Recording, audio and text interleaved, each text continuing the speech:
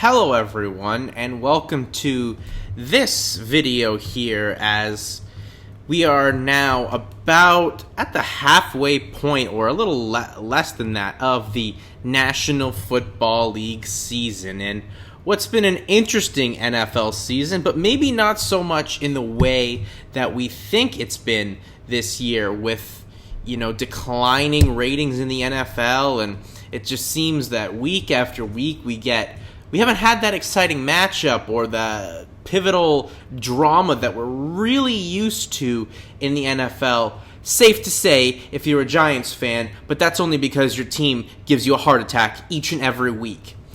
Now, I'm out here to make this video for just some reasons why I think the NFL is really struggling in ratings as opposed to what we've seen normally from them, where normally they're just such a juggernaut. And sure, it's not like the sky is falling for the NFL right now, but personally, I just wanted to make this video out here because it definitely seems like a different product this year for the National Football League, and I'm not sure why. The NFL's definitely survived the domestic violence incidents, even though we just had another reoccurrence with Josh Brown, and I don't understand how staying on the Giants, how the team, it just took them for about a week to decide to cut the guy who was playing a position that's not only the most easy to get rid of in the NFL, being a kicker, but as well when you found out what was in the context of those emails and journal posts about him basically saying, Josh Brown saying that he considered himself a god and that his wife was his personal slave. So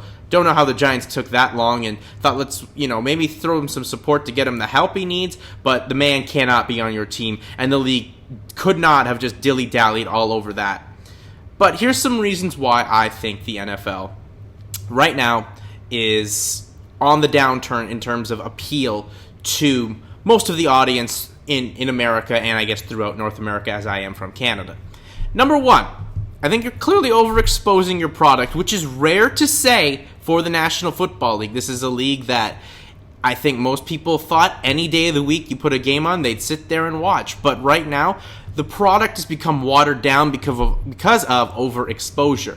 How many people are really stoked to see tonight's Jacksonville Jaguar Tennessee Titan game? You can't put that type of a matchup on each and every Thursday for fans as something pivotal, and these Thursday night games have not worked out well for the NFL. It was an interesting experiment. I was excited for it, but once we got into, I believe year 2 was last year, I thought they need to get rid of it. Obviously, they're not. It's bringing in solid ad revenue for the league and extra funds for them, but they need to find a way to either cut back with less games or just do away with it, because the product that you get on the television is pretty much like a college football game, and the ESPN games that are on Thursday nights are 10 times better. You get more drama, better action going on than, tired players who haven't had a lot of time to prep and are just coming off of a game from the previous Sunday in most of those cases. So honestly, the NFL needs to find a way to make that work. Thursdays, I think, obviously, maybe they should just go back to what they want to do with Thanksgiving. That's a time-honored tradition in the United States. Maybe go back to that, or maybe 1 or 2 Thursday night matchups. But you can't have a Thursday game every week when the product is that bad, and you're really just driving your audience away from not paying attention to your product. So that's honestly my first thought about that, and I think that leads into, teams, they're not practicing as much per se as they were used to. Obviously, when you find out through their CBA deal, they kind of got a little bit of a break through practices, which, hey, that's all great for them, less injuries, especially in the starts of training camps. It affects the product on the field, and I think we're seeing that, just games where nothing's really that intriguing to watch, or you get a very lopsided matchup here. Obviously, you can't blame the schedule making, but you just feel right now there's a lot of, very few top-tier teams where you get a couple more than maybe what we get this year, maybe like 3 or 4. Like last year, we had a lot of teams in the running here. This year to start, maybe we saw some surprises like the Minnesota Vikings go start the season 5-0, but last week, maybe they've hit reality after the bye week where Sam Bradford turned into himself again. But there's really that few entitling games that you really need to go and see. I mean, they can market them as well as entitling games or excellent games, but I mean, if you sat through the Seahawks Cardinal game on Sunday night, I don't know how you feel. It was definitely the worst game you've ever seen, but somehow the players with less practice has really affected the product that the NFL is putting out there. Now, people may say that, maybe millennials can't really hang around and watch. I don't believe that. I think if a lot of these young people are obviously big sports fans, I think sports is a huge part of social media and anything of that nature, and I think a lot of fans are in there. It's just the product that we're seeing right now is not that well on the field right now for people to entertain, and there's always so many more options out there with the advent of Netflix really taking off and what have you. But you just feel that they need to find a way to maybe draw more younger people in. I don't think they're really losing that demo as much as some people may think, but they need to find a way to draw some people back in. As well, obviously hitting off it on the top, I think people may say that the Colin Kaepernick protests are drawing people away. I clearly don't believe that, because if anything, controversy creates cash, as Eric Bischoff used to say. But honestly, I think Colin Kaepernick doing what he's done, I think that's definitely drawn some intrigue in. I mean, hell, you saw Monday Night Football or the big primetime Sunday night game on NBC basically just being like, let's see who's going to take the knee this week, and just, focus in on that and make it a big story, more so on the taking of the knee than what the issue was, which is always disappointing from a journalistic standpoint.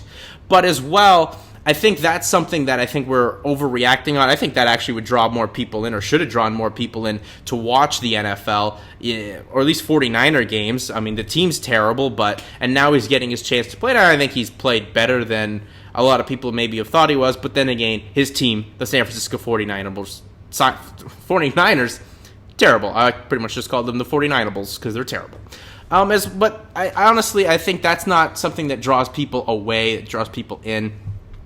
Really, I don't know. To use that as an excuse is lame. Controversy creates cash. But getting back to my point there, I mean, I think maybe some people have just had enough of the NFL's, excuse my language, but bullshit about, domestic violence, where they say they're going to take a stand, and then you get another incident like the Josh Brown thing that happened that really just came out, where the guy got a 1-game suspension, but the NFL knew that this guy was dealing with a lot of issues with his wife and having, verbally and, mentally abused the woman. I mean, it never said in any form of documents that he struck her or anything like that, but they did have an incident at the Pro Bowl a couple years ago. So that's something you got to know. And I don't know how much people can really take that.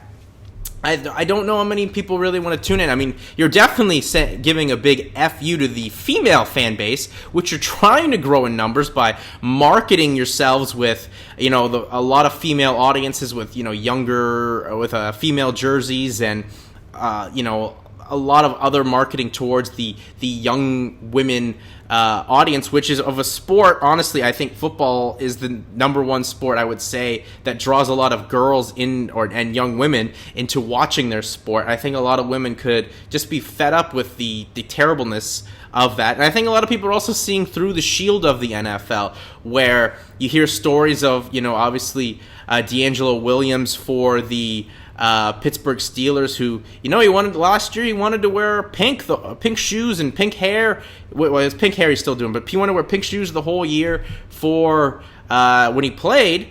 But honestly, the NFL was like, hey, that's only an October thing. We can only cash in on that in the months of October. So you can't do that. And I think a lot of people are like, just let the guy play for that. And as well, going back to, sorry, I'm going all over the place there. As well, going to the product on the field, how many flags do we need a game, man?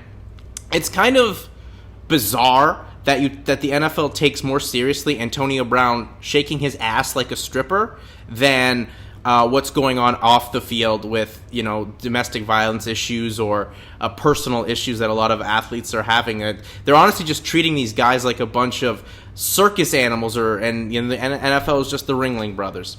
So really, it's just a short little video here just to give you my thoughts on why I think the NFL is definitely taking a bit of a plunge in the ratings this season. I mean, can they get back? Absolutely. you're starting to head into the interesting months of the season where I'm expecting the quality is obviously going to get better, but right now it's at a rough spot that I haven't seen the NFL in pretty much my whole life. So just some food for thought. Anyways, thanks for watching.